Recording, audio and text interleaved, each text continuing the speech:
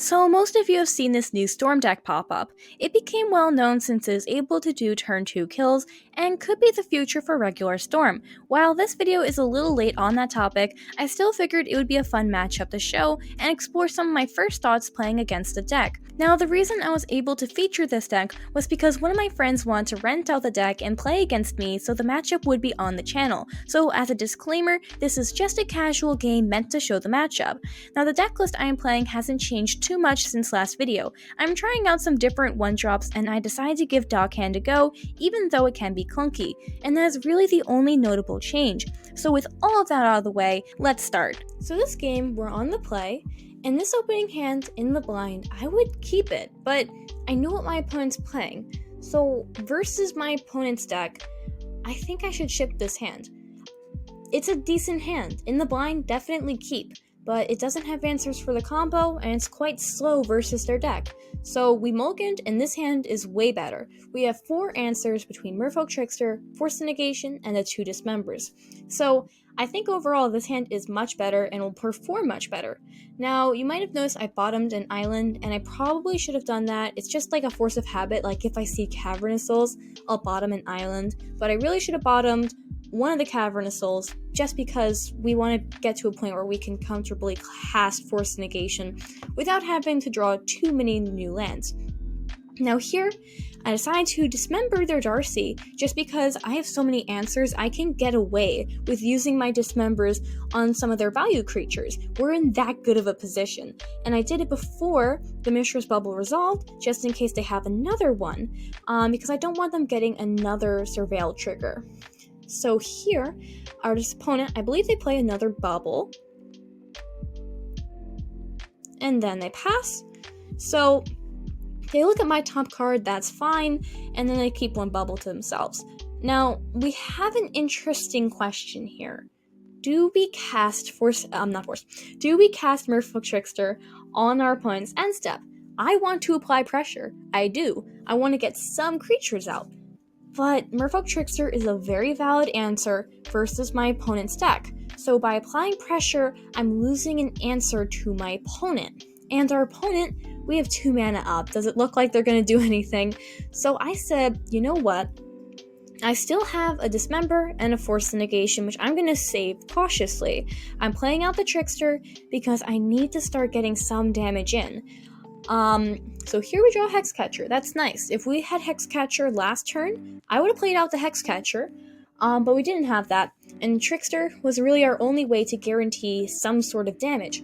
If I knew I was going to draw a Hexcatcher, I might have kept the Trickster in hand, yet even still, I don't know if that would have been the best play.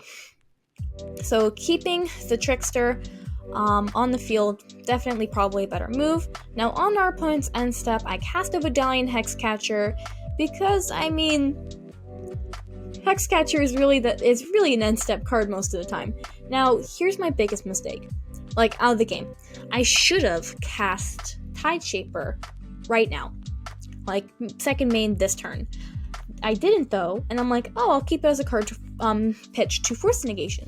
But I can hold up Dismember, and it doesn't look like my opponent's going to combo off soon. Or they could, but I'll still have Dismember forward anyway if they do. If I didn't have Dismember, yeah, probably keep the Tideshaper in hand, but I have Dismember and 3 lands out. I should have kicked the Tideshaper, but I didn't, and that was a mistake of mine, and it kind of hurt our future turns here. Now, I sacked Merfolk Trickster to counter the Grape Shot. Mainly because I think my Vidalian Hexcatcher is more valuable than my Merfolk Trickster.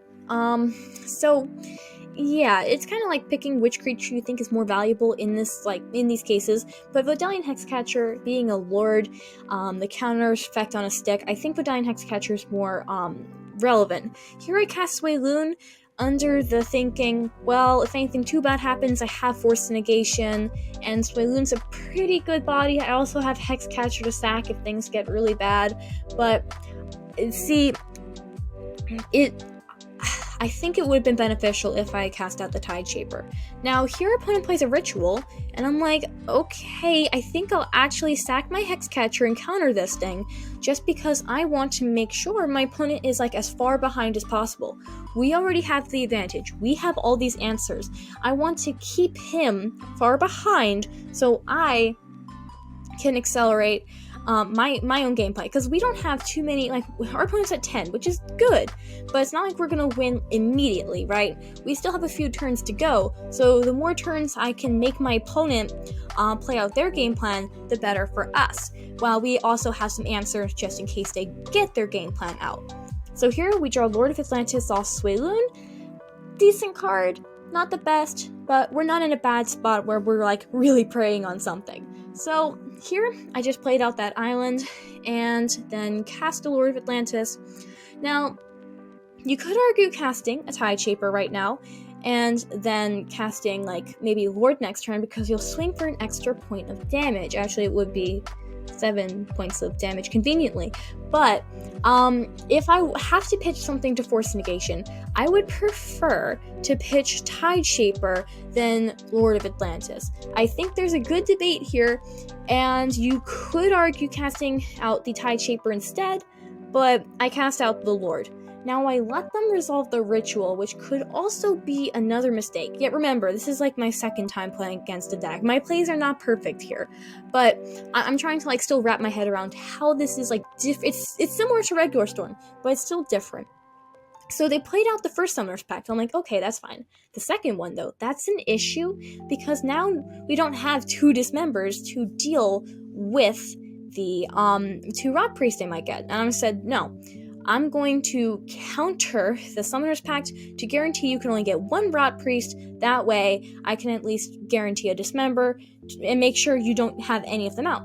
So they play the Rift as expected, and this is nope, that's not happening. I Dismember that thing immediately, and my opponent basically has no chance of winning this game after I cast a Dismember. So from here, it's GG. And let's go to sideboarding. Now, for sideboarding, I didn't know if I wanted Chalice or not. I figured since I was on the draw that it would be a little slow, so I didn't bring it in, but I am still unsure of that choice. I added extra force negations just to counter their mana accelerators, since countering them can give us another turn. I also cut Spreading Seas since it doesn't seem to provide too much value in the matchup, so with all of that out of the way, let's get back into game 2. So this game, we're on the draw, and this opening hand, it's a 1-land Mutavault without Vial, so you gotta mulligan that. This opening hand, it's not ideal. We don't really have that many answers besides the Force, but I'm not mulliganing down to 5 at this rate, since that mulligan could be dreadful. I just plays a Stomping Ground, Darcy, pass. That Darcy's gonna stick. It's gonna be annoying, but we're gonna live. Draw another Vial. It's always nice to draw an Ether Vial, but when you already have one in hand, it loses that nice feeling of drawing Vial on when you're on the draw. So here, they play another Darcy, just play the other Stomping Ground tapped, swing for 1, I'm fine with that, let's take it. Now next turn, I'm assuming we'll just play out Master, but let's see what we draw. Draw Tide Shaper, which is always better to play out than like Master the Pearl Trident, but you can always Vial in the Tide Shaper right now, but because our opponent isn't really playing any blue sources, Vialing in Tide Shaper isn't too relevant. But the thing is, if my opponent kills the Master of the Pearl Trident, and then they like attack with the Darcy, I'd really like to trade Tide Shaper with Darcy. So maybe I probably should have just kicked the Tide Shaper, target one of the Stomping Grounds, but because if my opponent attacks with one of their Darcys, and they kill the Master of the Pearl Trident, or they just attack with both and have something for the Master, having the Tide Shaper will be really relevant. So I'm like, let's just have that Tide Shaper to Vial if they do some combat stuff. Now, I feel like I remember still Vialing in the Tide Shaper on their end step anyway. I'm still like hesitant about this. No, I didn't do that. Alright, makes sense, because I still want to take advantage of that kick ability, and I really kept it like that for combat's sake. So, the thing is, now we can't really play out the Swaylun, so I'm like, alright, just kick the Tide Shaper, target one of their lands, And because my opponent's creatures are like all really relevant right now, I attacked with the Master of the Pearl Trident because if they double block with like any of their creatures, it's worth it, honestly. Kill both their Darcys? Yes, please. Kill a Rot Priest? Absolutely. So even if I lose my Master, I'm fine getting rid of whatever creatures my opponent has in combat in order to do that, and my opponent knew that, so they just took the damage. Now, they played a Ritual, and I'm like, should I force this? And I was like hesitant on it. I'm like, alright, fine, I will force of negate the Ritual.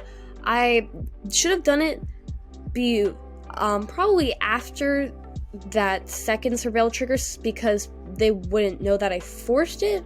I pitched the Sweloon because I still think having the force negation is relevant, although I really don't like getting rid of Sweloon. But I probably should have forced it after they resolved their trigger for the surveil with the Darcy. So should have waited just slightly longer, but well. And just skipping my opponent's turn there is really nice. Leave the Bile on 2, we draw Merfolk Trickster. That is like game changing, honestly, because just Merfolk Trickster the Rot Priest and we are basically saved. I'm like, oh my god, thank I'm so grateful I drawed that. So that was a really good top deck, like on par with Dismember here. Well, not that high, but drawing the Trickster was really good, and we can always Vial that in, so I cast the other Aether Vial. So let's see what our opponent did here, but I'm just sitting back confident, got my Trickster. Now, yeah, you could force to negate the Ritual, but we have a Merfolk Trickster, so, and they haven't made their land drop yet, so they could do some stuff even if we force to negate this, so if they have a land in hand. So it's really better to let this Ritual resolve right now, and they started casting a lot of rituals. Now it's basic. Once you let the first ritual resolve, you kind of just let every other ritual resolve. We have the Merfolk Trickster, so we have answers. And yeah, just it's a chain of rituals. Manamorphose, all those other stuff. Just kind of let them resolve. Now, he also got a good slew of green off of that, which is fine. Now, they cast Summoner's Pact, which is like, I really don't want you to resolve that. I really, really don't. But, like, you have so much mana up that you can probably just pull the combo off from here. So they grabbed another Rot Priest, and then they cast the Ground Rift, and the triggers start piling, and I'm like, oh no, am I going to survive this? So I'm like, I don't honestly know if I was going to survive it, so I just target one of the Rot Priests and see what the triggers would do.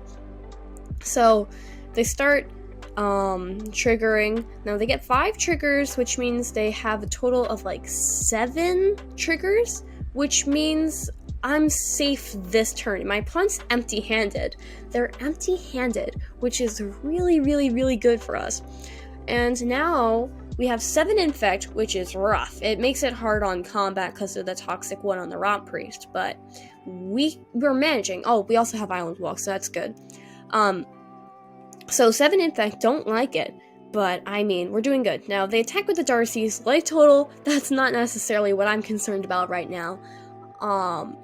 So, I'm like, alright, let's uptick, 1 Aether Vial. I always like to have at least 1 Vial on 2. I was tempted to uptick it to 3 just in case we draw something like Sweloon, but I left it on 2. And we draw Lord of Atlantis, and I'm like, is that GG? Because, like, we could swing for 4, 4, 8, 3, which is 11 damage, which isn't enough to win the game. So, but I'm like, alright, well, we'll have Island Walk on all of our creatures, and I'll just swing with everything right now. But you also remember, I believe they cast a Summoner's Pact that game, which basically means it's GG, we win, and good game.